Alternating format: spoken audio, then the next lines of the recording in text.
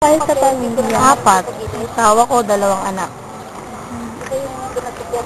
Yung mga anak niyo po, nag-aaral po ba sila? Nag-aaral yung panganay. Kasi yung sumunod, 2 years old pa lang. Kaya hindi pa pwede. Elementary po yun. Hindi. Second year, high school.